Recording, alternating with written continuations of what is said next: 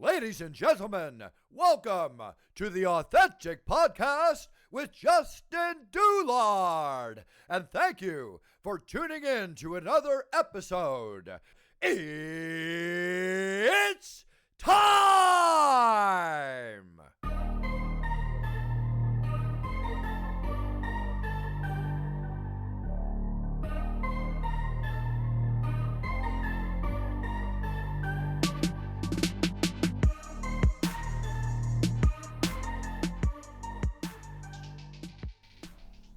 We are here with Mr. Emeka. How are you doing, my man? I'm doing good. Justin, thanks for having me. I'm glad to be here with you.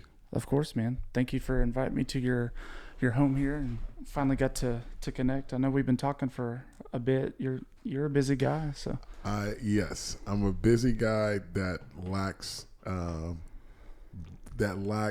organizational and discipline. So sometimes it's very hard to just catch me because I'm all over the place. No, it's good. What do you got going on this afternoon? I know you're taking off after this. So right after this, the gym that I work out at called the Center for Individuals with Physical Challenges, they are hosting a fundraiser today called Shoot for the Center. So we're going to bring in some community partners that will play a game of horse in efforts to raise money for the center. So as soon as we get wrapped up, I'm going to run over there, show face, cheer, heckle, do everything I can to get the crowd engaged. After that, I am going to get my car washed because I am going to the Equality Gala tonight over at the Cox Business Center. And if I'm going to pull up, my car has got to, my van got to be clean. So I got to stop by the car wash, get it washed out, get my wheels shining, and then go by there. And then that'll round out the rest of my evening. What's the gala for? So every year, the Equality Center that supports LGBTQ youth, they put on a gala every year that is a fundraiser for them. And so I was invited to come out.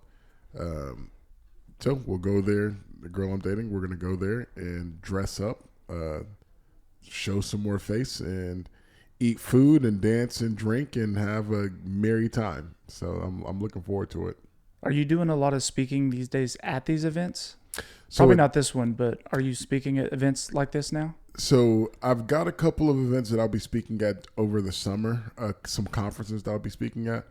These events, these Tulsa ones, it's been a while since I did some Tulsa ones. I've done a lot of Zoom stuff since the world shifted to a more online world. I do a lot of online conferences, but I am looking forward to getting back to in-person stuff this year. So I've got some stuff coming up this summer that I'm excited for. Yeah, I like your in-home setup. I'm a little jealous. So we are currently sitting inside of my home office that I am blessed to have because this room was storage for the longest time. But here I have a setup where I've got my computer, some Sony camera that I double as a webcam and got a soft light. So when I do my speaking engagements from here, I wanted it to look like something, if I'm not going to be there in person, I wanted it to have a same kind of an energy. Anytime you're around me, I want there to be like, there's an energy about this person that I'm with. And so even if I show you, it's like I got the logo in the back, I've got lights that come on, and so it's a whole show. Because one thing that I said at the last conference that I spoke at, I said, I think when the people started filling in, people were making comments about how good the setup looked. And I said, yes, it's so that if there's nothing that I say that you remember, you will at least remember that it looked good. So it's all a ploy. It's all a ploy to get. It's like a smoke screen. Make you see good, and then hopefully what you see makes you hear good. So no, it's a nice setup, man. It's interesting too. Whenever, like I said, the world shifted to more of an online presence. Like, for example, I know people that work for. Well, I don't know them, but that work for ESPN or like when the NFL draft was happening, all the coaches were at home. A lot of the analysts, like Adam Schefter, was showing his home setup and. They were shipping out these lights to them, these cameras coming out. I remember that, yeah. They were, a lot of them were coming out and setting it up for them. But for not being in a studio or on site, it was really clean. Yeah, did you ever see the Manning setup for when they did the Manning cast for Monday night? Yeah. Yeah. Like, so their setup was really clean too. And like, you could see that was a professionally well done. They coordinated so that they're able to watch the games, comment on the games, all of it still happening in real time, bring in guests. Like, it was, that was one heck of a setup. And that was pretty cool. And I think that we're going to see a lot more of that moving forward. Oh, yeah. And I know that ESPN is not hurting for money, but I'm sure that saves them quite a bit in travel and flights, because those guys probably travel first class or private, probably staying in the nicest hotels. So them doing it from their couch, Very true. you invest one-time setup and they don't really travel. So, and honestly, let's be real. A lot of us, that COVID has been what it was. This is not to minimize the lives that were lost and the inconveniences that we all experienced, but along with that, there was, I'm sure a lot of us would agree, that there was a lot of convenience that we all found through that as well. Not having to go to, like meetings that could be done from the comfort of your home. For me, being able to do a speaking engagement, while I miss out on traveling, but being able to do something from the comfort of my home was, that was a welcome convenience. So I think yeah, go ahead. No, I think that's said perfectly. A lot of things need to be in person or can be, and they're better, but there's some things that are just as good remotely. Yeah.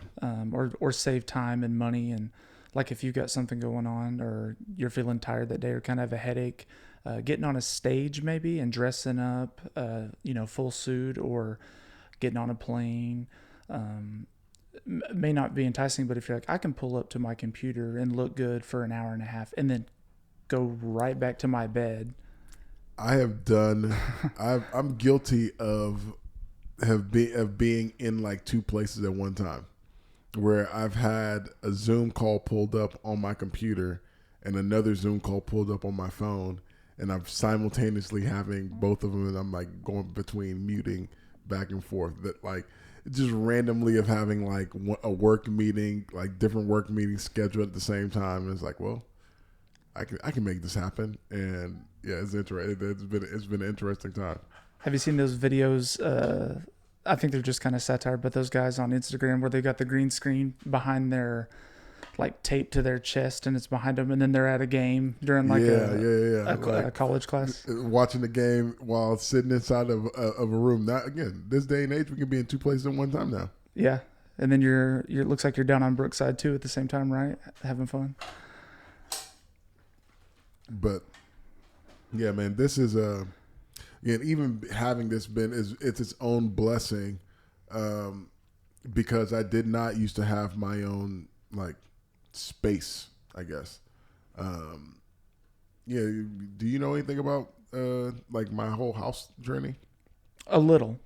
You could definitely tell more. So, prior to, I guess I would say prior to 2020, I mean, you had a pretty bad string of luck, right? I had 2018, I had a very bad string of luck where started with a car accident that totaled out my van, totaled out my vehicle that I use.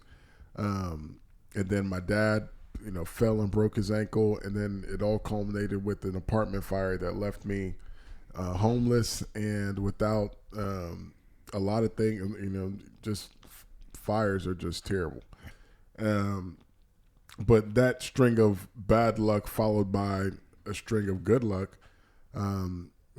People in the city wrote into the Ellen show, and I was able to get surprised on the Ellen DeGeneres show, where she awarded me with $100,000 to kind of almost reset my life. And I used that $100,000 to put into the vehicle that I would drive, because for me at that time, having mobility and having ability to move and be able to go to work was vastly more important than just, let me get a house. Because I remember when I got back, a lot of people were like, oh, you should, buy a house or something like that. And these vehicles are just so expensive because of everything they have to do to get it handicap accessible, from lowering the floor, putting in a ramp, the driving controls. So all that to say, I made a choice that, driving was going to be more important for me. But within that same time span, Habitat for Humanity reached out to me, and they approached me with an opportunity to build an accessible home. For listeners who do not know, I am a C5, C6 quadriplegic, and so I use a motorized wheelchair, a big, hefty thing.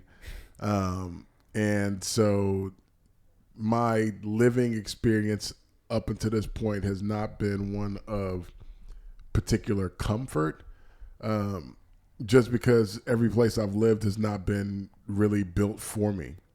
And that's this house that they rebuilt out? Yes. So this house that we are in currently was an empty lot, and they came up with plans. Oh, this is new. This is all brand new. Oh, wow. And so this was 2018, in which they first approached me with the plan. We decided, yes, it's a go. In 2019, they began building, and by the end of 2019, December 2019, there was a new house built that was for me. When you came in, one of the first things you said was like, nice house, pretty wide, spacious. All of that is on purpose, so the hallway is wide to accommodate for my chair. Doorways are wide to accommodate for my chair. The sinks, I can roll under the sink. I can roll under the tables. There's a lift track in my bedroom that, I can use to get in and out of my chair. And it was just a blessing. I mean, to be frank, it was a sheer blessing, because for the first time since my initial accident, since like living as a person with a disability, I have a space that is catered toward me, and it was comfortable. And so us being able to be in this particular room, like this third room, was always going to be like a man cave office. Being able to get it set up to where I could do things like this, and I can do my own, speaking and recording. Again, just a true blessing.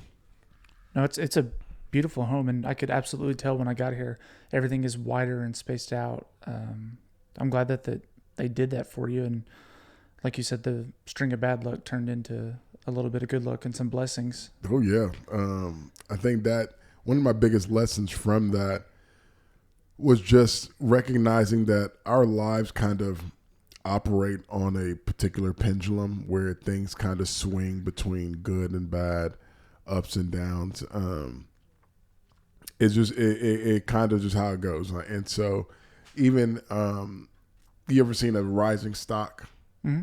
So when we look at a stock, any type of stock that's like skyrocketing or going up, it's never just straight up, right? It's like up, stops, goes down a little bit, goes up a little bit more, goes down maybe 2 points, goes up 5, down again, up again. And so it is with our lives, where,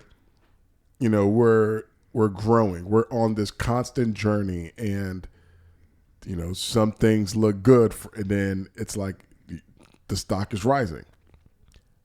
String of bad luck. Stock seems like it's falling. It can easily seem like a stock in your life is plummeting, depending on what you're going through.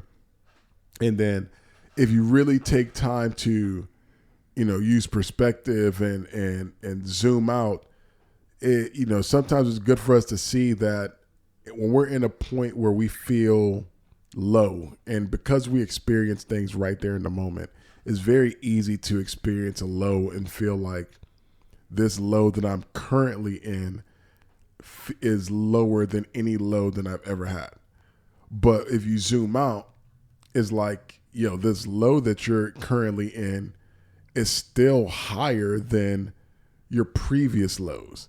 This low that you're in probably is still higher than some of the other highs that you've had. And so when I had all that stuff going on for me, literally, I'm a perspective guy. I take time to look at what I'm feeling, within the context of how life is unfolding.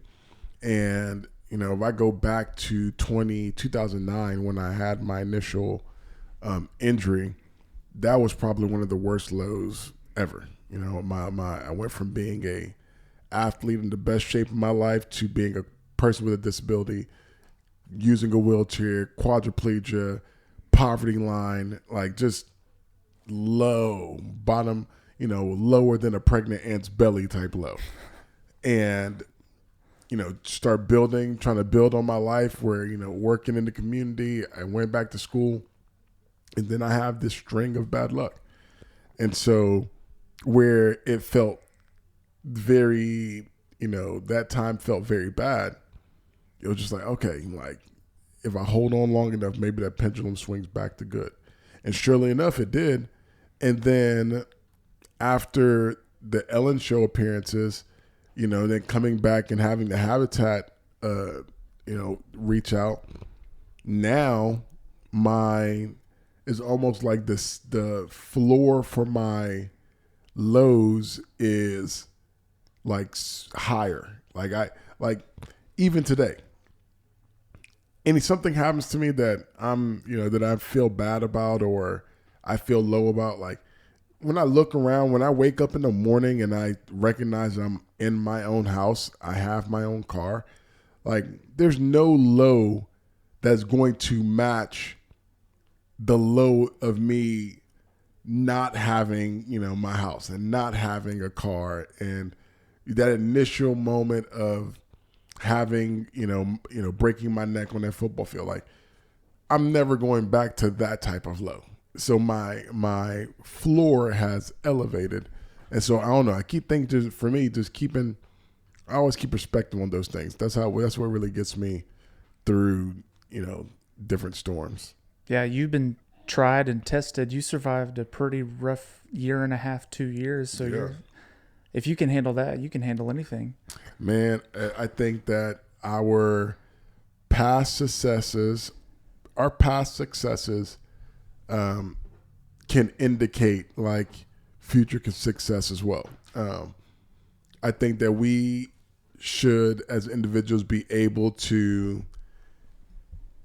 build on the adversities that we've all kind of overcome. I've said this before, where I think overcoming adversity is like math. I look at someone like Albert Einstein. Like we all know Albert Einstein to be a genius, right? But at some point in his life, Albert Einstein did not know what 2 + 2 was, right? At some point, maybe it was briefly when he came out the womb, but at some point, Albert Einstein didn't even know what 2 + 2 was, but he had to learn it. And then he built off of knowing 2 + 2 to the quadratic equation, or, some other stuff that led to the quadratic equation that got us to E = mc². And now you've been able to solve these problems. Well, that's kind of like we talked about having Danny on the podcast a couple of weeks ago. Like S.C. Hinton, who wrote The Outsiders. Yeah. She apparently was failing like fifth grade English or sixth grade English, seventh grade, one of those, when she was writing The Outsiders. Really? Yeah. If you go back and listen to that, she has said it, and Danny said that she was failing her writing class, and shortly after wrote The Outsiders. So that's crazy. Yeah, even if someone else is telling you you're not doing well, or you think you're not, that just shows that you can. One of the biggest books in American history. And think about the time in which that came out of. That came out of a time of struggle for her, And honestly, think about, we think about most successes and most people that have achieved greatness and achieved great things. A lot of greatness comes out of pain. Like, I think a lot of people fail to recognize that, when we get squeezed is when we are able, most people are able to put that pain and recycle that pain into something great. I know that they talk about like Adele and Taylor Swift as like people that have always like taken breakups and then like use that to put into their music and stuff to make millions. And they are doing so. And people connect to it because, again, we more so connect to pain more than anything as human beings because we all feel it. Yeah, and everybody's been dumped, right? Mm-hmm. Look, everybody's been dumped. Everybody's felt that anxiety of, whether or not someone loves them or their own personal stuff. And so when people are able to, share that in a way, people latch onto that. I have to ask, what was it like going on Ellen? Because I know I watched, you've been on twice, right? You went twice? Mm-hmm. Okay, I watched them both. And then the first time they said that you didn't know you were actually going to be on the show. Is that true or false? Or can you say? Oh, I can say. You didn't sign any NDAs or anything? No NDAs. I can tell you that they have been very different experiences. But the first and the second time? First and second time. When I went the first time, that was, again, direct aftermath of all of this stuff going wrong in my life. When they they surprised you. So what did they tell you was happening? So the way it worked was, that after I had gotten like all of this stuff happening for me, people were writing in letters to her show, like from Tulsa. I knew that at least 2 of my friends had written in to the show. So randomly, I get a message from a girl that I went to elementary school with. Not in Oklahoma. Not in Oklahoma. I have not talked to this girl. We have not seen each other in 20 years. Okay. I mean, it's been so long. But I get a message from her on Facebook, and it's like, hey, like, crazy story, what's your number? And I don't see the rest. I just see that come up across my phone, and I kind of go back to working out because I was thinking that it was spam because, again, there's someone I ain't seen in forever. And ended up opening up my phone. She says Ellen Show reached out to her to ask her questions about me. Gives me a number to call back. Say that again? That's weird. Yeah. Why her? So she had written a letter too. Oh, okay. I didn't realize the number of people that had written to the show until they said it on the show. Gotcha. And so I call her, she tells me, hey, some people reached out. They called me, and I call them back and end up talking to a producer who's asked me questions about, hey, some people, someone has written into the show about you. This a phone call or an email? Phone call. Okay. And it's like, hey, we just want to follow up with you and, tell us a little bit about yourself. And so, at this point, I'm like super excited because I'm like, oh, is this real? And so it's like, okay, well, I'm Emeka. I work in the community. I've had some series of unfortunate events. Do this, and they're like, okay, let's talk again later. We talk again later that week, and they are very interested in what I do at the shelter. And so at the time, I volunteered. I used to volunteer at this youth shelter here, and I was there I wore a lot of hats there. And so they were saying to me how they wanted to do like this segment where they renovate a space. Now, the funniest thing is that, here I am on the phone and they're asking me, hey, can you tell us of any other places that you volunteer at that could use some renovating, and, just give us that information. Mind you, at this very moment, I'm homeless. Like, I'm living at a friend's house because the apartment is done. They don't have an apartment to put me in yet. So I'm like thinking to myself, like, yeah, raise your hand. My place could use some renovating. But it's like, yeah, the kids. I guess the kids could use some love. I work with these kids, so I'm sending them pictures of all this stuff. Me not knowing at the time, like, they knew your situation. This is all smokescreen type, because what I did not know, again, the number of people that written in, they're calling all of these people. So they're doing many reference they're checks. They're doing a lot. There's a lot that goes into that. It's not just like, oh, we see Joe Schmo and we just bring. So they're doing a lot of checking. And as we are talking, it was weird because I had maybe 3 or 4 conversations, and then it was just kind of like, all right, I didn't hear anything. And then again, the first thing they said is, we want to do a segment for Ellen Tube. Like, that was what they told me. They want to do a segment for Ellen Tube in which they kind of track what I'm doing, and then they would, do like some follow-up video on that, which was what I have no reason not to believe them. So then I get a call couple weeks later. I get a call.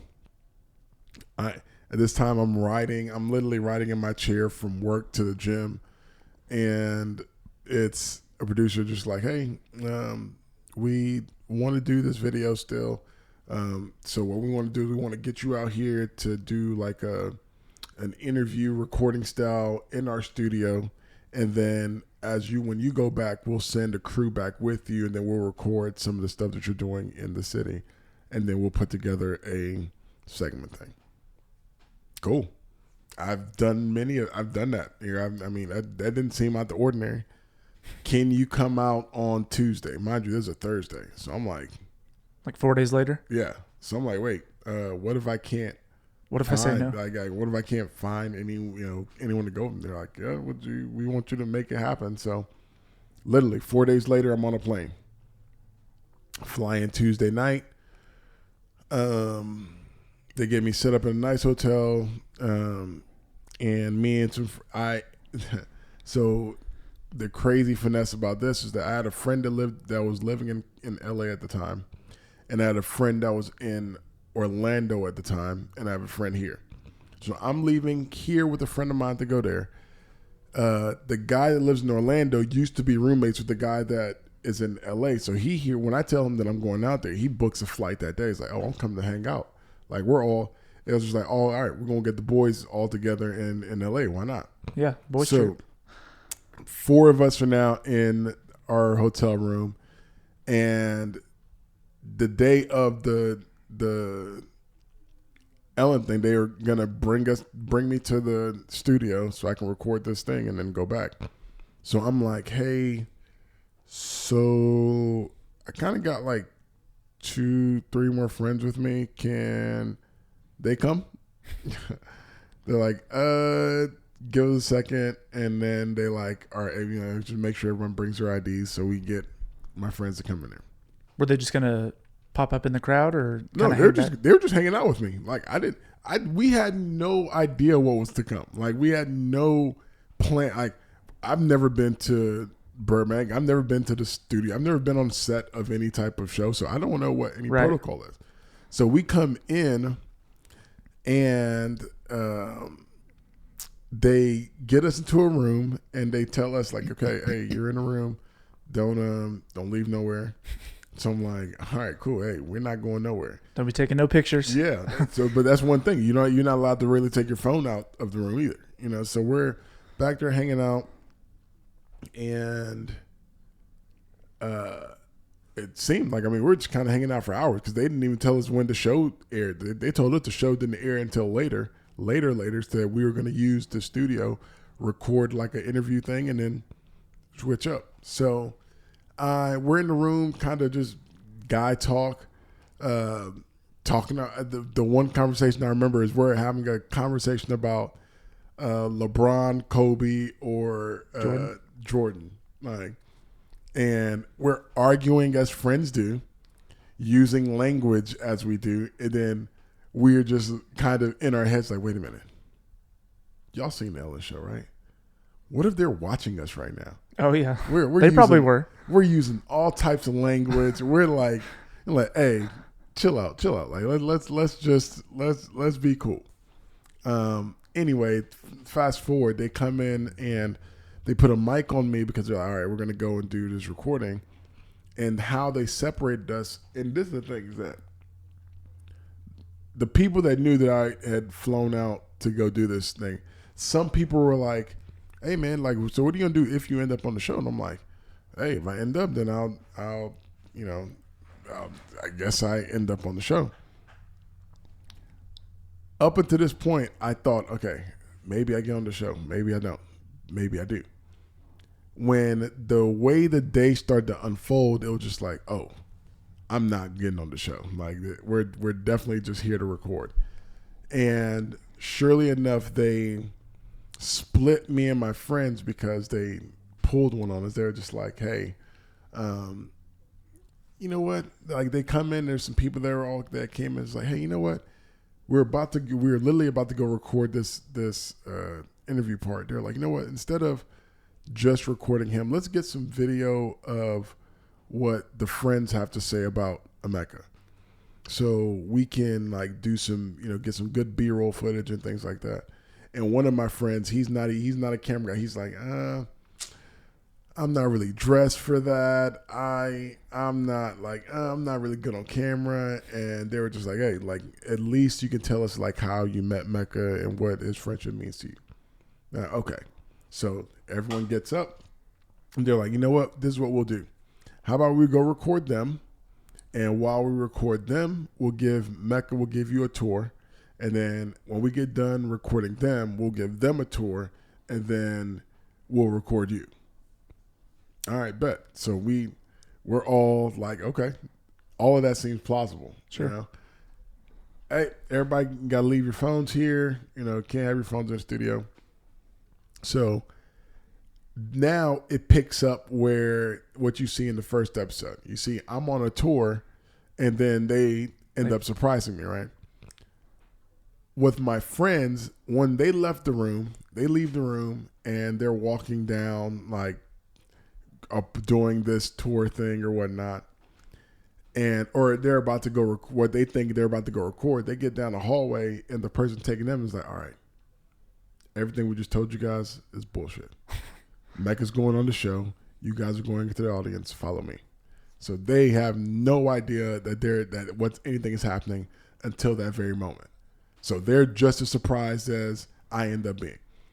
I leave and they're like, all right, we're going to give you on this tour. And mind you, in 2018, the day that I was there, the day happened to be Halloween day. It was October 31st that I was there recording this episode. So all this in my mind is like, hey, I've seen what y'all do to scare people. I'm like, hey, don't do that to me. Don't let no clowns pop up. So I'm looking left and right, and they're like, no, we're done. We're not doing Halloween stuff. But I get to that point where they are telling me about the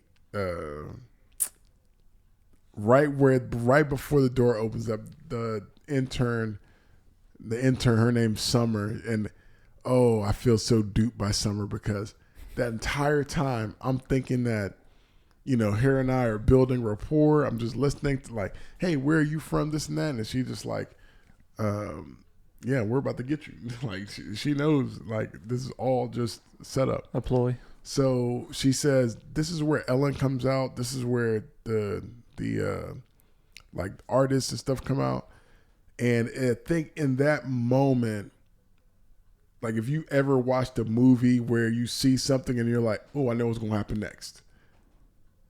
that split moment where she's like, this is where Ellen comes out. I think my brain is like catching on to wait a minute. This is where Ellen comes. Doors open up. And then that's it. That's it. Like I can feel, they say the lights of Hollywood. I can feel the heat from the lights on my forehead. I am now looking at 400 people in the audience. And they're clapping. Looking at me, clapping. I look left. I see Ellen. I see a ramp going up to her. Summer is like, all right, go up the ramp. And I'm like, okay. And I'm just driving up there. And then you're on TV. And I'm on TV. Never been on TV. Completely blacked out in that moment. Did you really? Yeah. Like I can tell you that. For how long? Was the segment? No. How long? Like what? Say you were on there for 10 minutes, for example. How many minutes of that do you like remember? Is it just fuzzy? Oh, it's all fun. See, the interesting thing is that because I have video, I can look at it and know kind of relive it. I know what was said from a external looking perspective, but I can't tap into that internal like. This is what was happening in the moment because once those lights were on, it's just like, all right. And the thing is, it was not my first time being on TV, my first time being on that kind of stage on TV, but I am with all the work that I do in Tulsa, I've been on the news so many times. Sure. I do interviews. And so now I'm almost in automatic, like, okay, I'm talking. Don't know what I'm saying. Just hoping that I say something inspiring or something good. You got no time to prep. No time to think. Yeah, it's just on and popping. So then we go to commercial break. So it's in between. It's the commercial breaks that I remember because that is when I get the personal time. Like, so the lights are off. I'm not worried about whether or not I'm messing up or not because we're not on TV right now. We're just here. So I remember the first time during the commercial break, she interviews me. And she comes over and says something along the lines of like, oh, you're like amazing. Man, come back anytime. And I'm like, what? Like, don't tell me that. Yeah. I'm like, I'll be back. Shoot, look, have me back. I'd love to come back. I'll come back quarterly. Like, heck yeah. So then I do remember that when she awards me with the $100,000, I'm just like, oh my gosh. And I can't, I'm trying to grasp the moment. And it's like, it's just huge. So my friends come down, we're all hugging, and we are on our way to the back. And I am now like, just thinking, what just happened? Like, I think I said it out loud like 15 times. What just happened? What just happened? Heart is beating fast. Stomach is kind of still in the anxiety mode. We're in the back green room. And a different producer wants to meet me, and we go to meet, and I'm trying to take deep breaths because I'm just like, just be yourself. Because it's like, it's just a lot of adrenaline going. So take a deep breath and meet him, talk. He comes back and he tells me that the audience won tickets to 12 days of giveaways. So then they tell me that because the audience won tickets to 12 days of giveaways, because my friends happen to be in the audience, because I was on the show, we get tickets to 12 days of giveaways. So we get to come back in Christmas? Yeah, in Christmas. So we come back a month later for the second time, which in its own regard was like a crazy win, right? Like, of all the episodes, this one gets tickets. They're going to fly us back out. Yeah, like two months later. 2 months later, get to do the same thing over and over again. And this on this particular episode is when they awarded me with $20,000 for the youth services show at Tulsa. But this time it was different because we came back. Same thing where got the green room, but this time we were in the audience. So I was literally just in the audience, watched the show from there. So got to watch Ellen come out her way, to watch the setup, watch the whole episode as it played out. And they tell me like, hey, Ellen may want to get like an update on you, so she may come down to the audience and talk to you. She may call you up from the audience. She may talk to you from the stage. Just be ready. Be ready.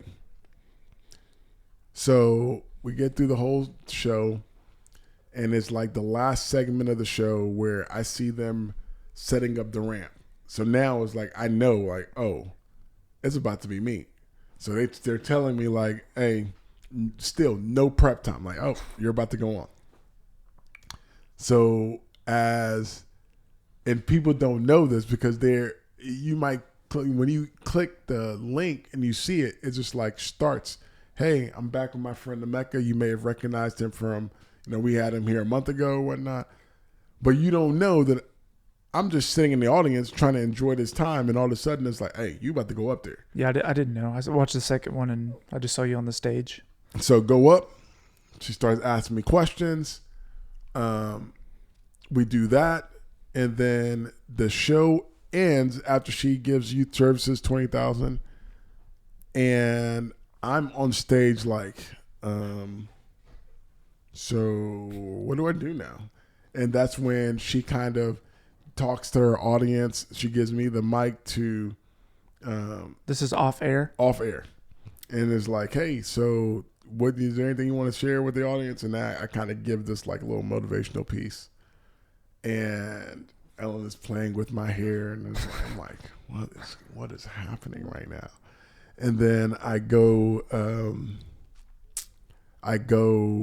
back into the green room, and it's just, again, it's a whole thing where it's just like, wow, like this is crazy. It's my life it's crazy. So I come back to Tulsa after that, and I am no longer Tulsa famous, like just Tulsa famous, because I'm known in Tulsa because of how much stuff I've been a part of, but Ellen famous and Tulsa famous are very different. Yeah, absolutely. And that changed. When I come back, everybody's like, "Oh, were you on Ellen? This and that." So that changed everything. So it really is that hot under those lamps, bruh. When I tell you, I will never hear the term "the bright lights of Hollywood" and think about them the same way. It is that like warm. You feel that energy, and it is an absolute buzz. It's an absolute buzz with the energy that you feel just being in that kind of situation. In the middle of the commercial break, are they like wiping sweat off you and like kind of dusting you up? No. So during the commercial breaks, you're chilling. Everyone kind of gets up, gets a stretch. The audience is kind of doing their thing. Ellen usually comes over and says something. And just whoever is around, like different producers might come up and say, "What's up?" It is something. Question: when will this air? Probably. What is today? Saturday. I could get it up tonight or tomorrow night. One of those two. So. This is much easier. So. Yeah, I would. I'll tell you another. Do you need it at a certain time, or are you just curious? Both. So. Do I need to delay it? Maybe. If you delay it, then I'll tell you another story. Okay. How long? How long to delay it? Yeah. May 11th. I can wait if the story's good. Okay, if you want to put it on there. All right. Let's do it. So I can do it May 11th. Anytime after May 10th. Okay. I will I'm going on another trip. I'll be back the 12th or the 13th. So I'll probably just edit it this weekend, and I won't share it until that week. Okay. Let's do it. You got some tea? I got some tea. All right. So, as we were talking about the different appearances that I've made on that show, it isn't once and it isn't twice. There is a third appearance that I've made on the show. Oh man. Am I the first to know? You're the first stranger to know, maybe? You're the first stranger to know. You're the first, especially, this is the first recording, this is the first anything that I've done that is going to show, that I'm telling about this. That's dope.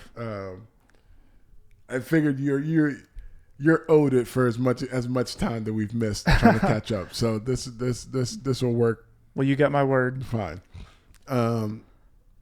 So this is the Ellen Show's farewell season. Yep. And so my first appearance there was in 2018, or those first two appearances were in 2018. Obviously, a lot has happened since then. Again, with the world shutting down and the world there was a lot of, Ellen took a lot of heat over 2020 and 2021. Yeah, I remember. I was going to ask you about that too, but anyways. Yeah, heck, I'll start there. There's a lot of heat there because a lot of stuff with the workplace. Supposedly one of her employees said that she was really rude to people and condescending, and is that right? Is that what you're talking about? Yes. Well, yeah. So if you look over the history, a lot of people will throw stones, right? And when you're someone that is the kind person, you're known for being kind. What stones are people going to throw at you? Like that you're unkind. Sure. If you're the honest person, you're known for being honest, people are going to throw stones like, no, you're not. They're not always honest. They lied. This person lied to me.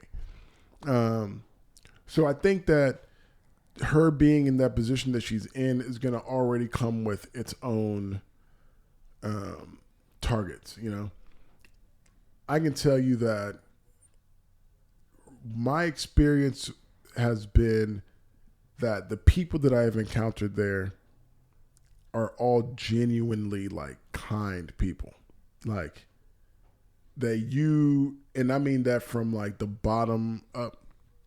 Now, individuals are flawed, you have people that do messed up things, and it's when you have a institution that big, even though people expect okay, the show is called the Ellen Show, so they expect her to know everything about everything that's happening there. It's a big empire. It's a big empire. There's so many other things that are moving under you to So they had their thing with they had their issues with the workplace thing, and some people got fired, but I can tell you that, again, people that I have met and stayed in contact with, beautiful people that are people that I would consider friends for ever, So I say all that to say, in 2018 is when I first got there. I've kept in contact with the people there for the longest time. They are always checking in. We'd always, check in with each other during COVID was a thing, because it was you want to check in on all your friends. Hey, how are you guys doing? Yeah, people got lonely and kind of stir crazy. And so I remember them, reaching out, and then we talked about, how was everything going? Things are good. I got my van. I think when I went back the second time, I had told Ellen that I just bought a new van and that I was naming it after her. And so we got to so fast forward to the beginning of this year, and them talking about it being her last season. I didn't even think anything of it, but I got in a call about hey, want you to say bye. And so people don't understand just how fast these things move. So again, very similar to last time, I get a call on a Friday this time, and it's like, hey, hope you don't have any plans next week because we'd love to bring you out to, say goodbye. This is the producer saying Ellen wants to say bye because she's closing the show. Mm-hmm. Okay. And so I'm like, yeah, literally. You got to make it work, right? Oh, literally, bro. So I work as a therapist in an alternative school. So I am sitting across from a kid, and my phone just happens to be out, and I see it ringing, and I'm like, I know that number. And I got to take this one. And I'm like, I got to take it, but I can't because this kid's in the middle of telling me some stuff. So I'm like, all right, I won't answer right now. But it was this kid that I'm talking to, and then I call back, and they're just like, hey, want to get you out. It's pretty happy. Things happening pretty fast. I'm like, all right. So what are we talking about? We're gonna get you a flight for Tuesday, and so from Friday to Tuesday, I was like, all right, let me get ready. And so I out to Cali. Went out there again, and was on the show again. The show airs May 10th, and so by the time this is being released, this will be after May 10th. I don't know if I will reveal everything that went down, but I will say that this was its own unique experience as well. When was this? This was because you say Friday, Monday, but when did you go? Like a few weeks ago. Oh, just recently. Recently. Because what is today? Almost May, April 30th. Yeah.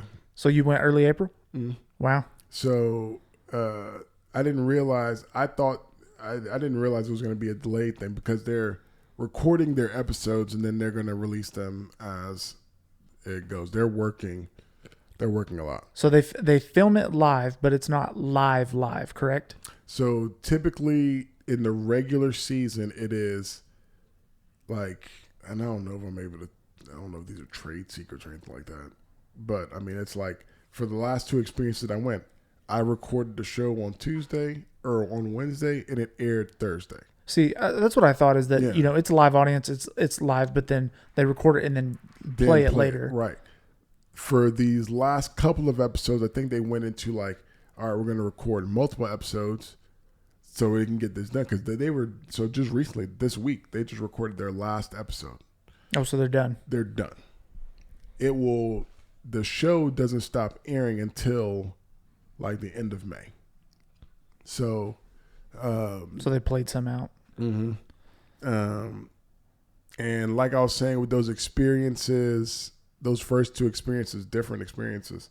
And this third one was different as well for me because, the first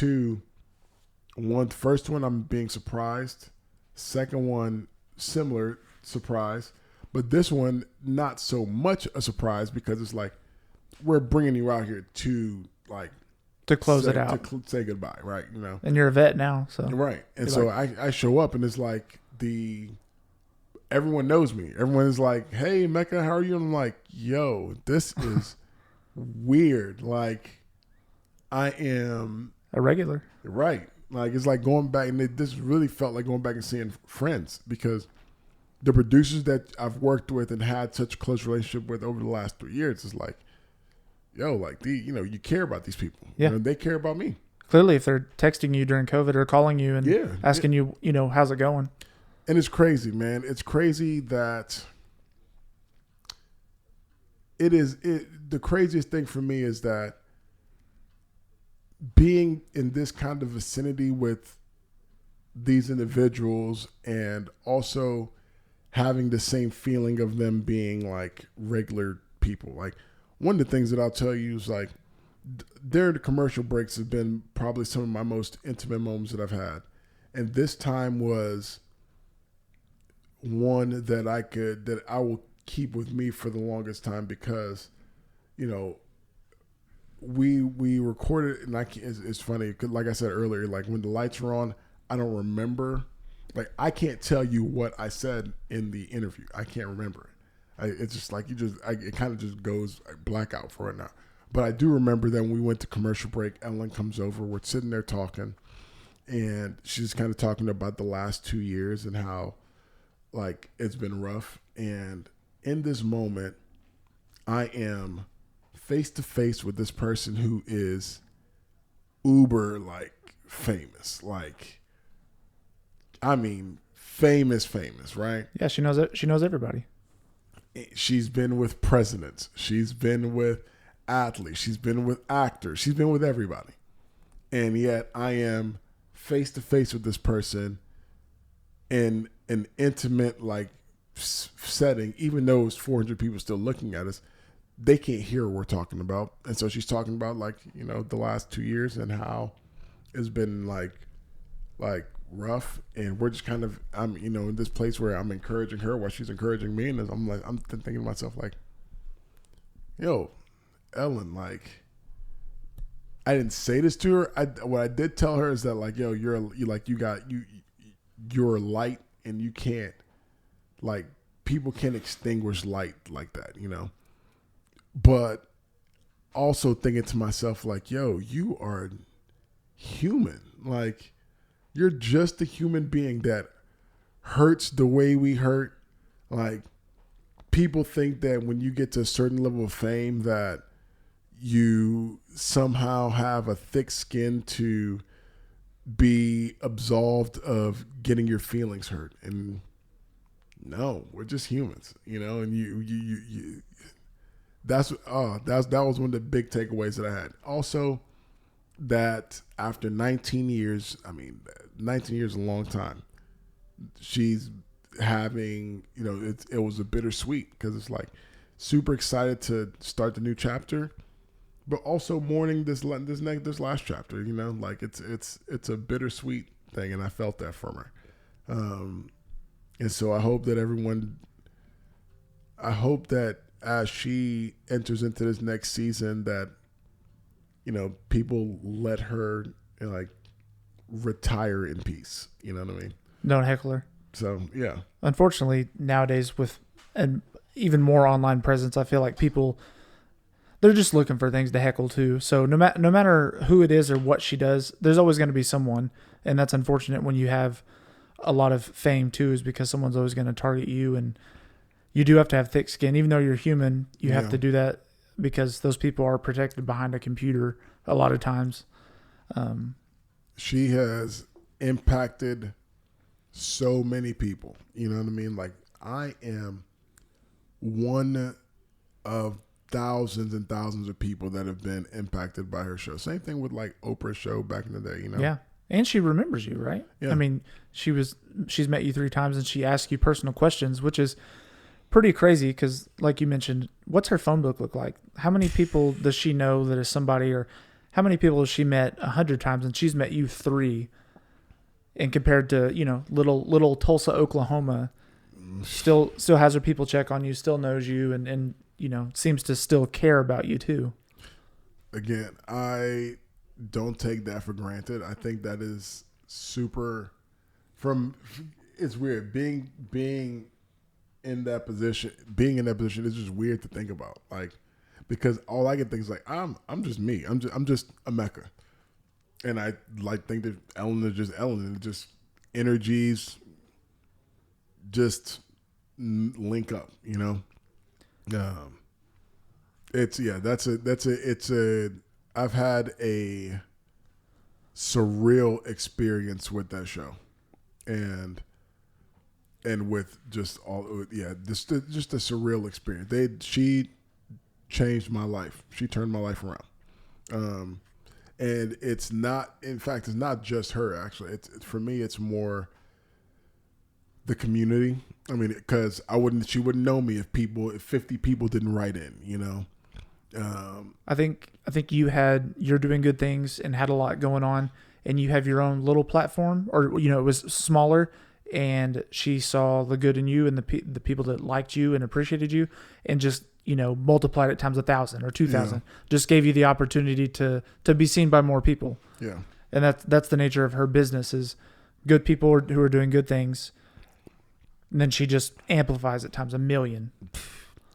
Yeah. So at this time when this is being released, I'm hoping that this is amplified by 1 million to go into more places and to, just speak and spread good news and spread good vibes, man. That's all. I'm literally all about just trying to plant seeds that produce good fruit.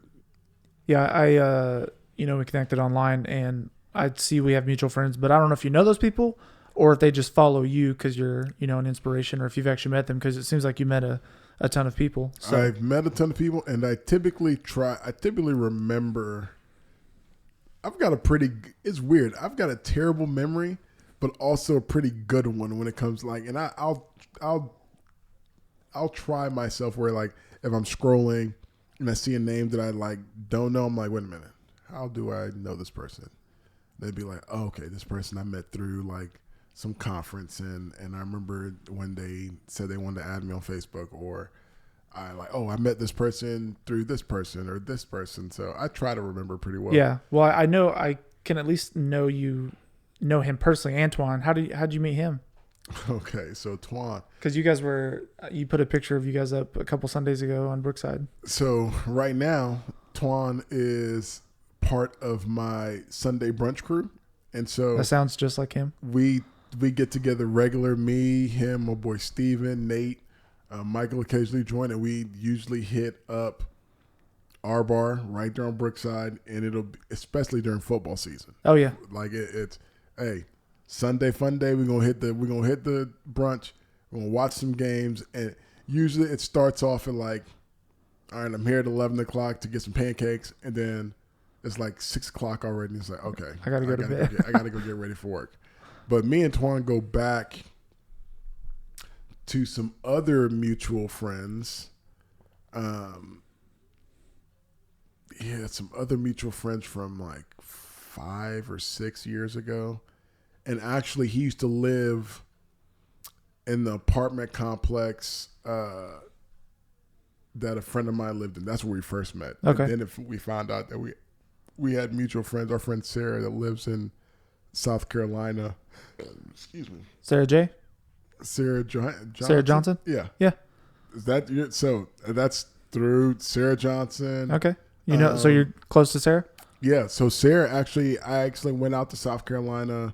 And I went to Charleston in 2020. It was the only trip I made in 2020 to go speak at a school that she had got setting up for me. The school she works at, or? Mm-hmm. So I know Sarah from going to school at NSU, where she used to work.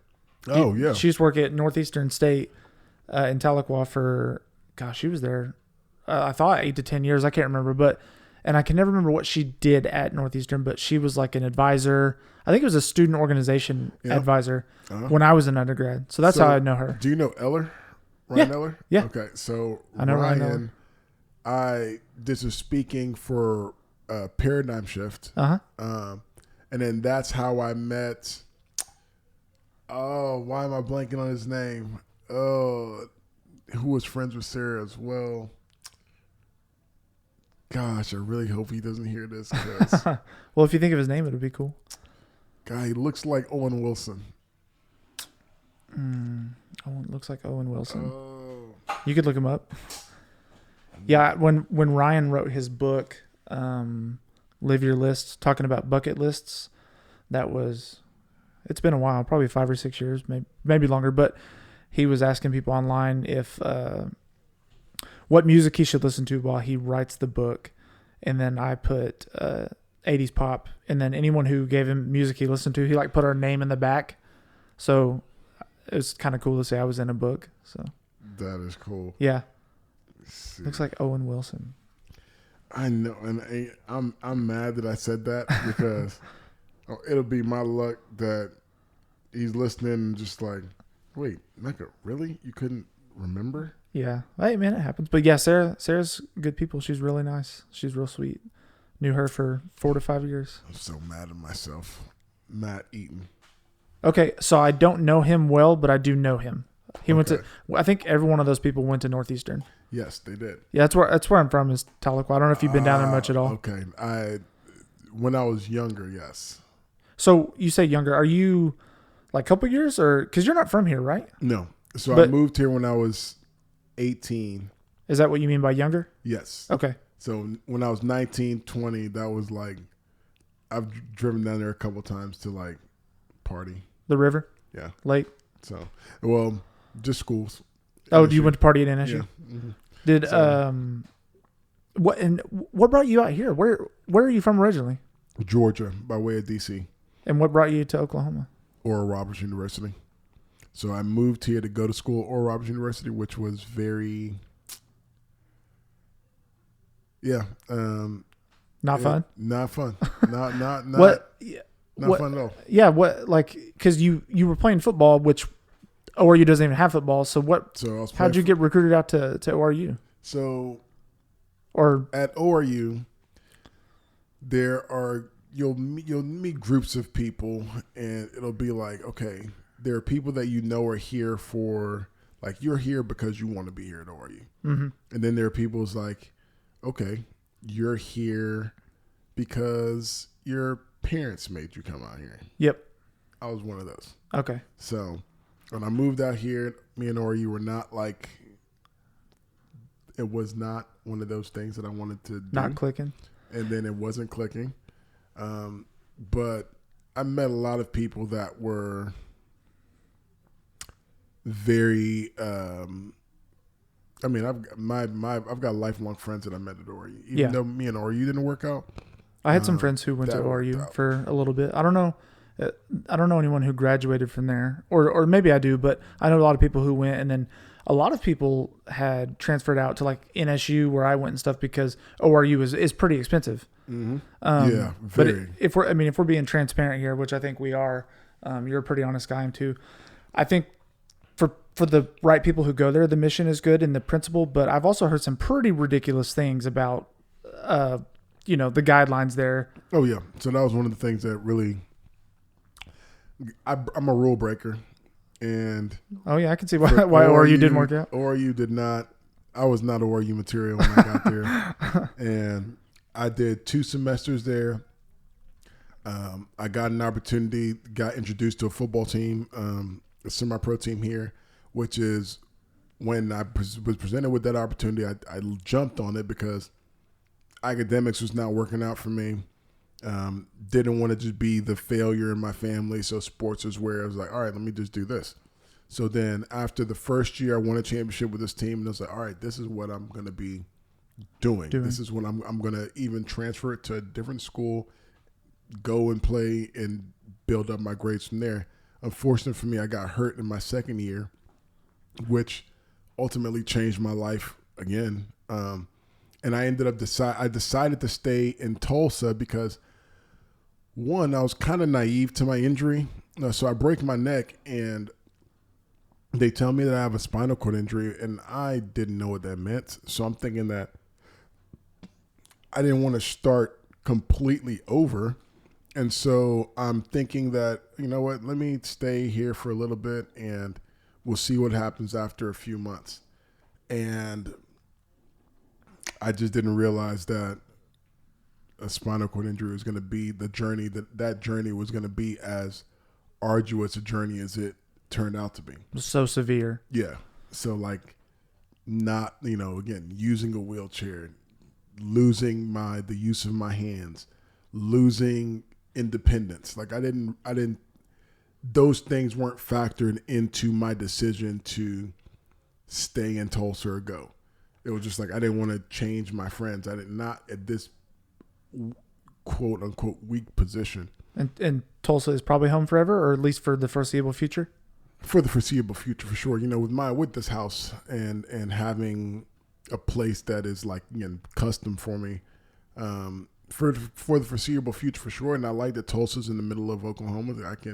I like that Tulsa is in the middle of the United States, because from here I can go lots of different places around. Mm-hmm. That's exactly what Danny said. Danny O'Connor. He said that aside from all the other things that make it attractive, it's in right in the dead center. So Yeah. if you like to road trip, or you can go, like flights to the east and west coast are not as bad if you're on Right. one coast or the other. Yeah. So if I lived still in Georgia, it's like trying to go out to Cali or something like that. It's a long day. It's a long trip. I can get on a 3-hour flight to LA. I can get on a 3.5-hour flight to Miami. Yeah. These are two of my these Those are are your two places spots? that I've been. Well, I've been to in the last 6 months. So I was in Miami in December, and then Cali recently, and it's like, oh, these trips weren't bad at all. Like, straight flight was 3.5 hours. I'm like, I love the fact that I can do that easily. Yeah. So I got a buddy who just moved to Fort Lauderdale from here. Got a job opportunity, so I've heard nothing but great things about Miami. So I can't wait to go back. do you like revisiting and talking about football and the injury, or do you like to try and bury that? Because I know it's the basis of what you talk about a lot. I always wanted to ask you that personally, if it's something that you kind of want to bury and move on, and you've kind of recreated yourself, or do you enjoy still talking about the foundation of it because it was a big part of your life? I enjoy talking. I don't have a problem talking about football at all. It's interesting is that when I think about it, though, it does seem like a completely different life, and it is still one life, because even when I was younger, so I lived in Nigeria for 2.5 years, same amount of time, or I played football for 2 years. In Nigeria? No, here. Oh, okay. So I had the one season, and then the next season was when I got hurt. So, and did you play ball in high school? A little bit. So how did you get picked up to play football? When you weren't playing in high school? I ran into a guy. When I say ran into a guy, I was at ORU cleaning up I used to work at the gym at ORU. Uh-huh. So I'm mopping a floor, wasn't paying attention, and I bumped into a dude, knocked him down. Sorry, my bad, man. Picked him up, and he's like, "Dang, you're big." I'm like, "Yeah, man." He's like, "You should be playing football somewhere." I'm like, "Man, I've been trying to, but I'm at ORU. I'm here. They don't have a football team."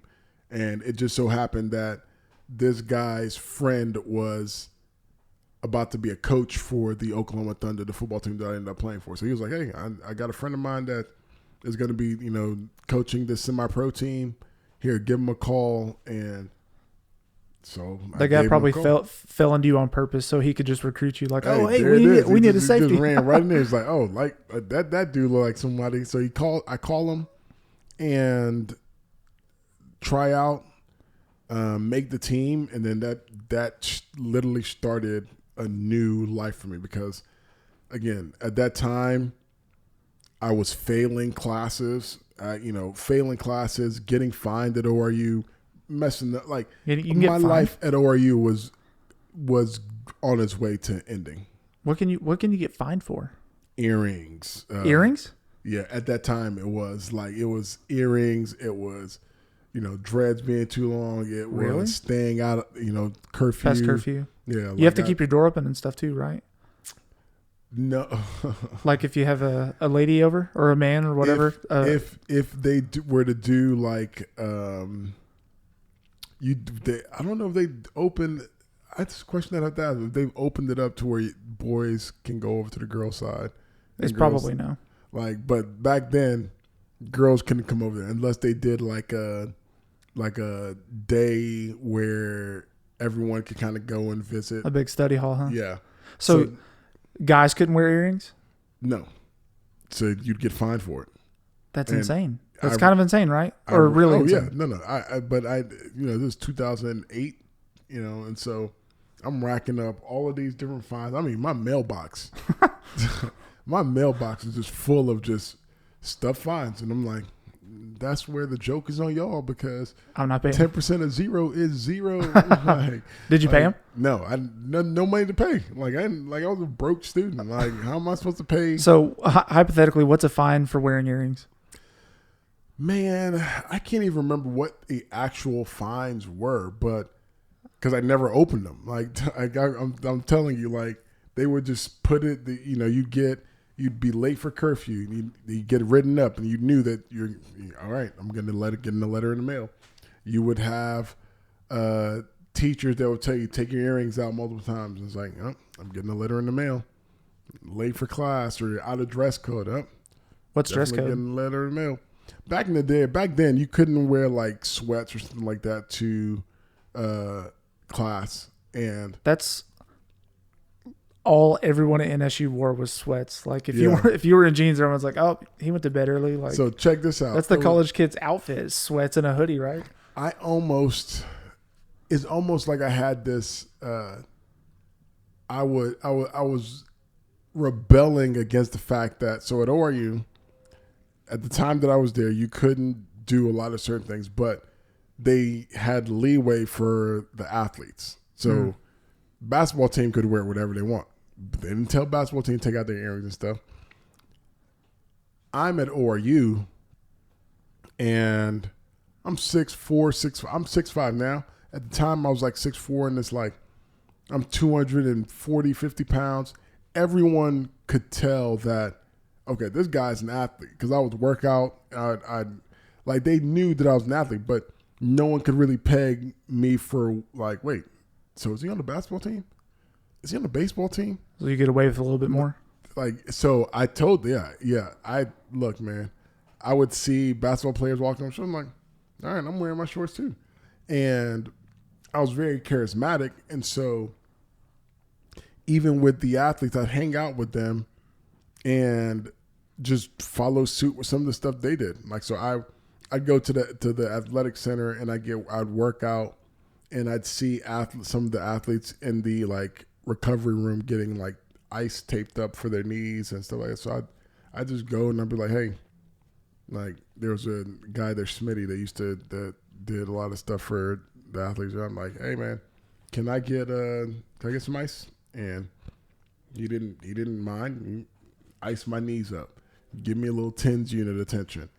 And I know some of the people hated me for that because. So you just started kind of meshing with the athletes, and you kind of became. But one. some of those athletes didn't like the fact that he is like, here I am, not an ORU athlete, but kind of gaining some of these perks for being one. Yeah, kind of milking off of it. Yeah, I'm like, but I'm an athlete. I may not be an ORU athlete, but I'm an athlete. I was playing ball at the time. So then, yeah, man. Like again, whatever I saw, if I saw the basketball team or baseball team doing something, like, man, I'm right along with them. So sweats.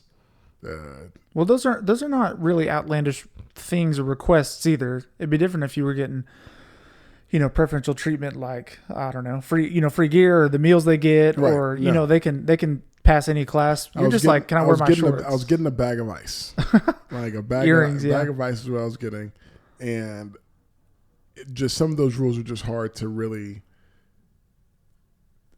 take in. Again, like the hair thing, the earrings thing. I'm glad a lot's changed. A lot's changed for sure. But during the era that I went, me and ORU did not get along. What was your first year there? 08, you said? 07. 07 was your. So I moved there in 07. You graduated high school 06? Graduated 05? 06, yes. 06. I should have graduated 05, but ended up graduating January of 06. Did community college in Georgia, and then I transferred here in 07, and then I left ORU in 08. So are you a Bulldog fan? Big Bulldog fan. Good year? Good year. It's a great year to be a Bulldog. I'm a Eagles fan, and we just drafted Jordan Davis. And y'all got N'Kobe Dean. Yeah, the linebacker? Uh-huh. Yeah, I saw that. I just saw that last night, too. I don't watch the draft a ton because it's so long, but I follow my phone. But whenever the draft was going on, and did you see Jordan Davis's 40?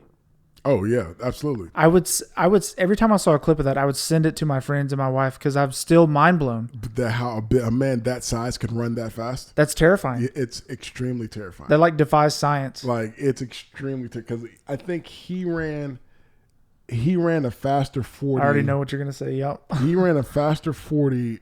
I got the list in my head. No, I'm talking about me personally. He ran a faster 40 at 100 pounds heavier than I ran a 5 flat when I was like 18. Yeah. I was 260, 65 pounds at the time. Were you a safety? No, I was a lineman.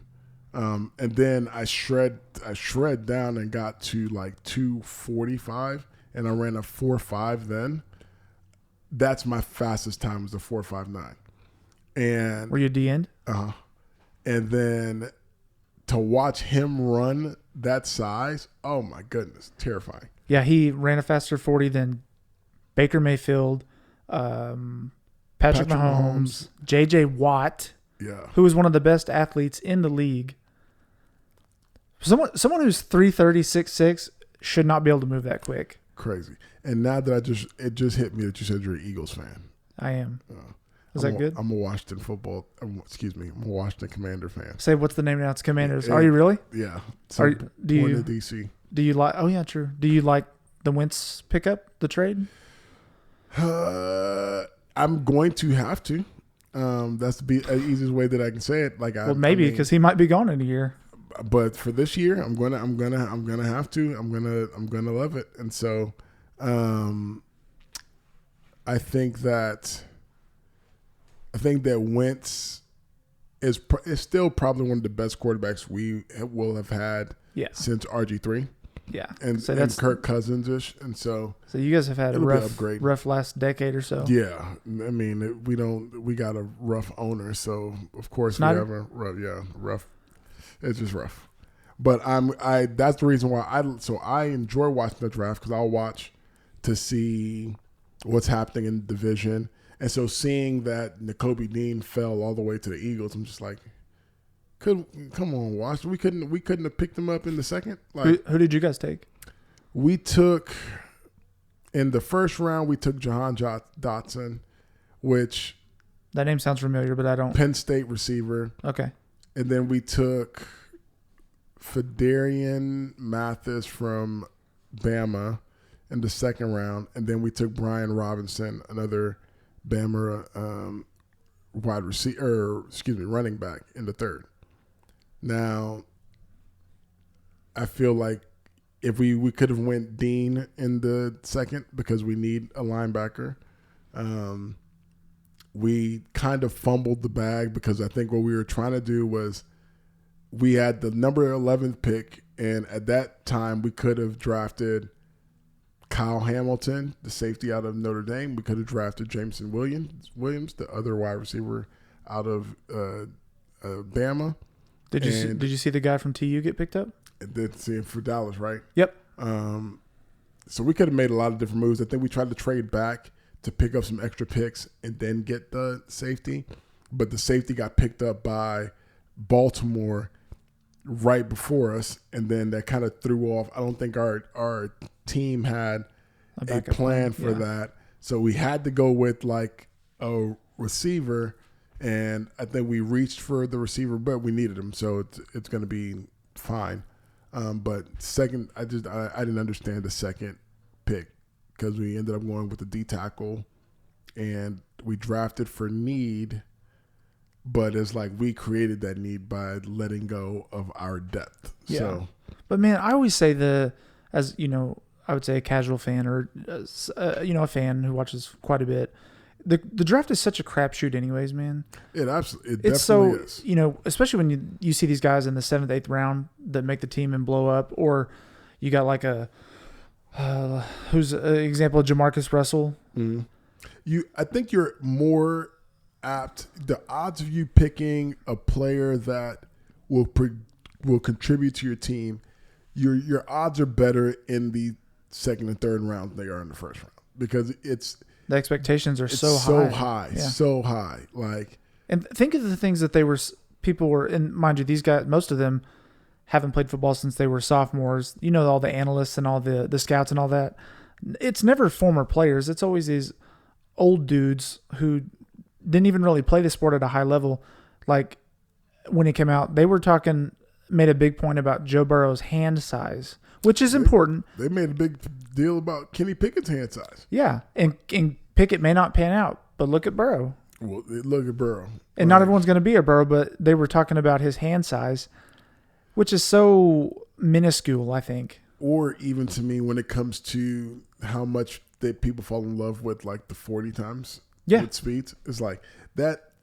we're never going to see football speed and 40 speed are very different speeds. Yeah. There's no pads. There's no helmet. Yeah. Like, you're in a straight line. The only person that I can tell you from a football perspective who speed has just been speed is Tyreek Hill. Yeah, I knew that was coming. Like speed, his speed, straight line, lateral, diagonal. His speed is just raw speed. But then there are people that play faster than their 40s, like for example, Antonio Brown. Antonio Brown was a whiz because he's like a crazy route runner. Yeah, he don't have to have breakaway speed to create space between him and his defender. Yeah, he's just shifty and like, good all around. Got good feet, so it's like and he creates like 3 yards of distance. So he's always open. Look at Hunter Renfrow for the Raiders. Hunter Renfrow from Clemson.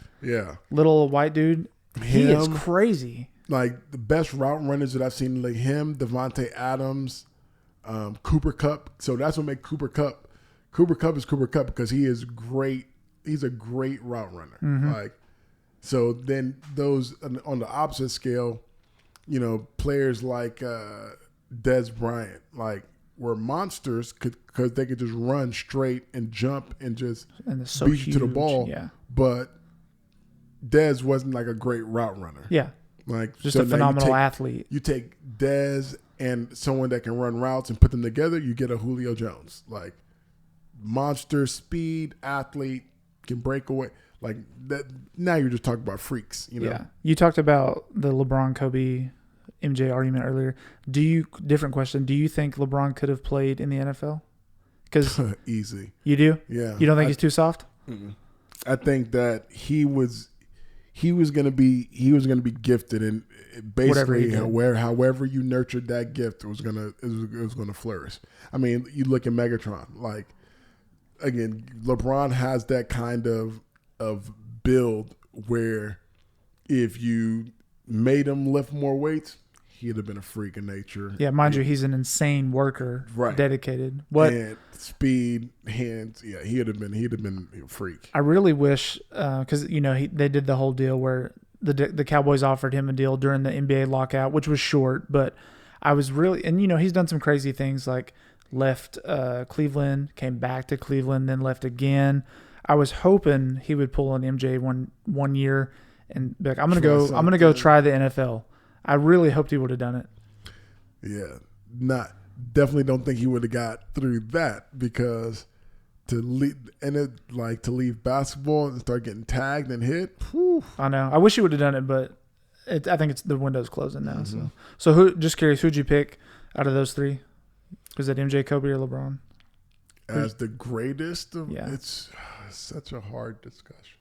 Because to me, people are fascinated about making it one person too. Yeah, and it's they're all to great. me, through different lenses, they all shine differently. Like if I said, it's almost the same argument as like the greatest quarterback of all time. Like I would give people greatest something for different reasons. So like and I'm gonna go back to answer that question. But for example, people. The GOAT, everyone knows the GOAT to be Tom Brady because of championships, things like that. But everyone also knows that if you put Tom Brady versus Aaron Rodgers basically in a skills competition, that most people would be recognized that like Aaron Rodgers has like a better like arm, eye for how he fits the ball in, for how he moves. But Tom Brady is the GOAT. Just a winner. He's a winner. He's a winner. That you can't beat that.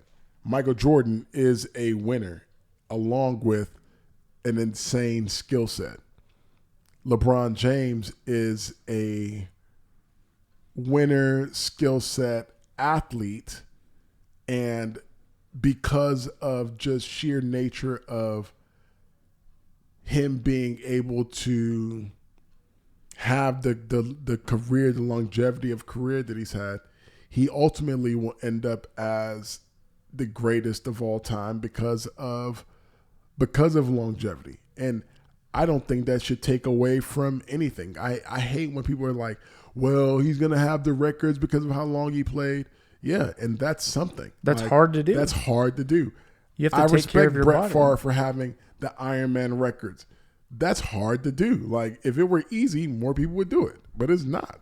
So yeah, I think people forget, and mind you, I know nothing about basketball. So, but outside of basketball, you have to think LeBron was obviously good at shooting a basketball, and he had an amazing frame, and he grew up working towards that. But people don't see the, he can't just go out and shoot threes and free throws. He has to eat well. He has to train his body well. He sleeps well.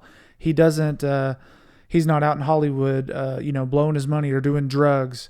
I mean, he's spent 20 years just as a pro, going to bed on time. Dedicating. Tom Brady's the exact same way. Yeah. He has this whole process. Like, he is and to me, Kobe is the exact same way. Yeah. So these are the things that I start to look at. This to me is what makes people great, because it's not just what they do when the lights are on, it's what they do when the lights are off.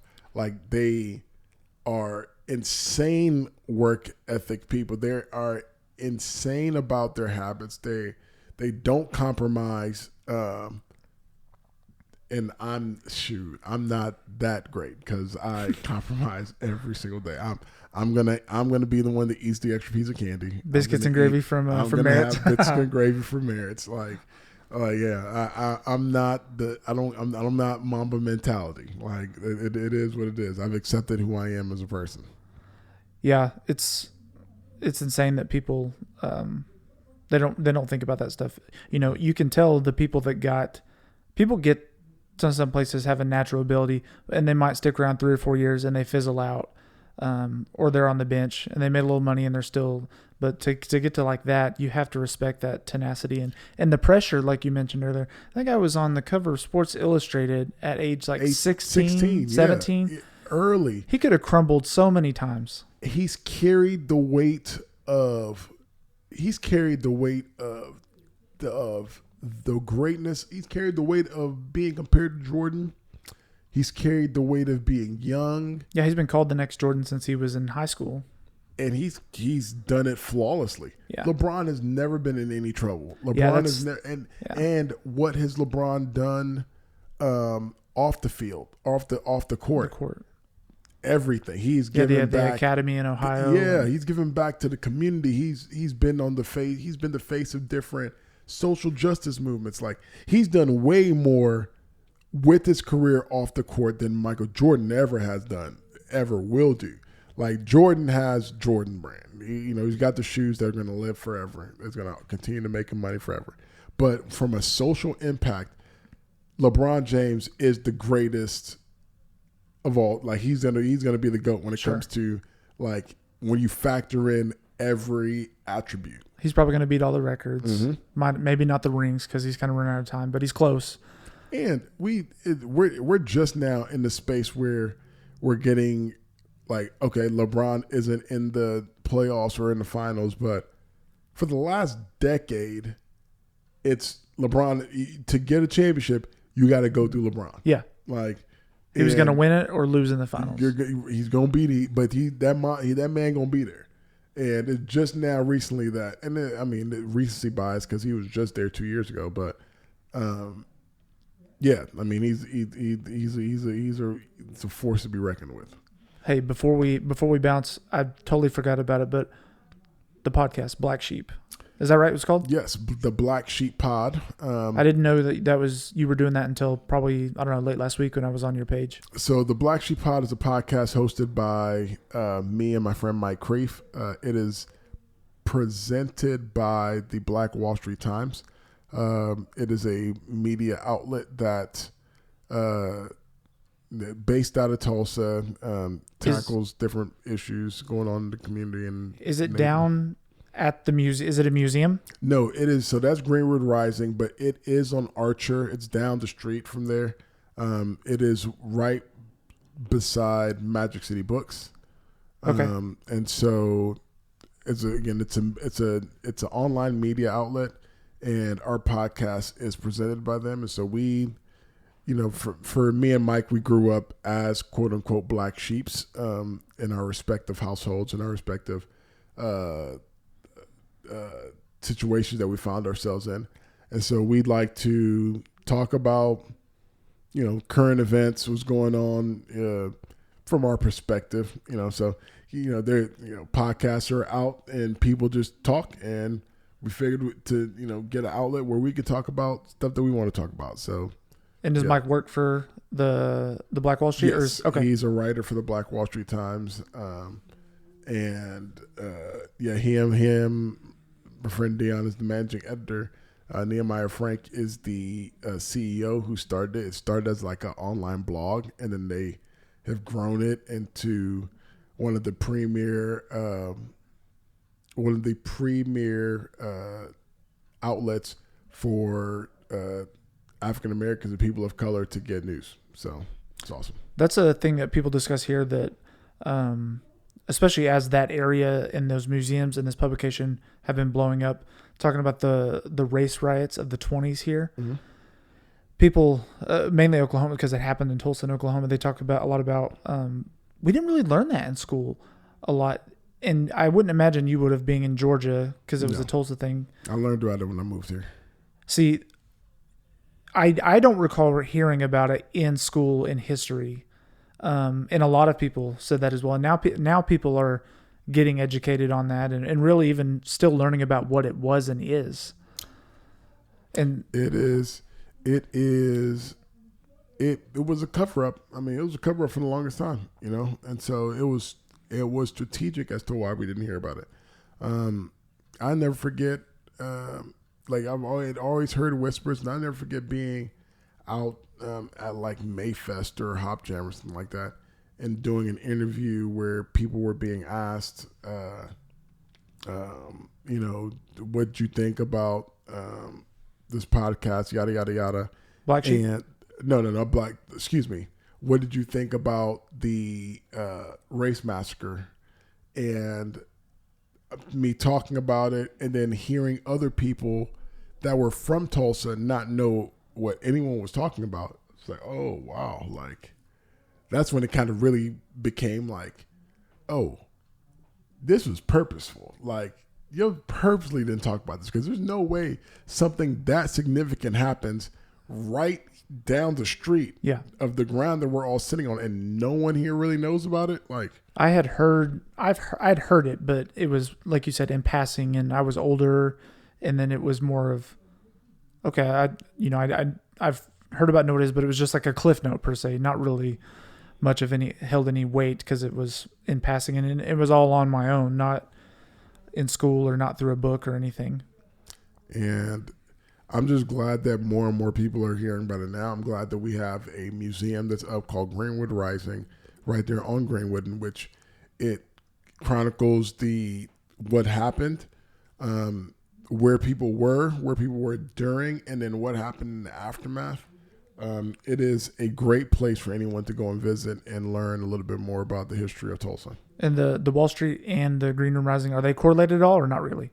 Black Wall Street Times the correlation between Black Wall Street Times and where everything happens, that Nehemiah Frank, the CEO, is a descendant of a survivor of the massacre. Oh wow! And so, so he does work with the museum, and so he's not correlated with the museum, but his whole, in starting this, his mission was to make sure that he honored the descendants by not allowing voices to be unheard, like bringing light to it, mm-hmm. and so forth.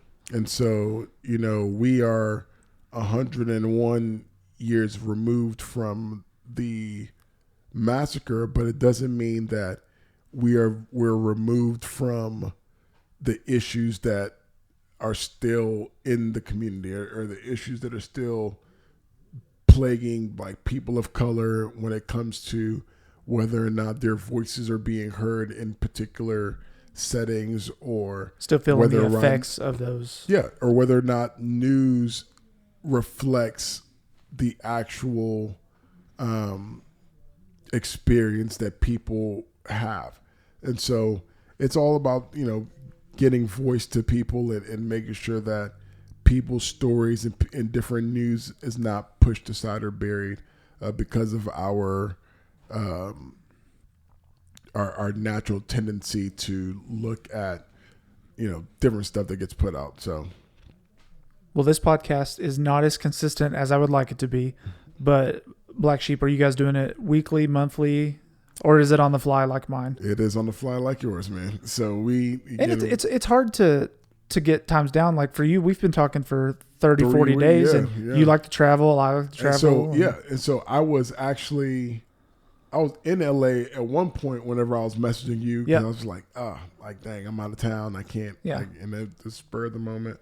I tell Lindsay all the time too. I was like, man, I don't know if he really wants to, or if he's ghosted me, or if he's busy. And that's when so finally I called you, and you're like, man, I'm just on the go. And Yeah. I try to be the same way too. I like to be out and about and do things with my time. So, but I'm glad we did finally get up. I'm thrilled that we got this together because we'll revisit again.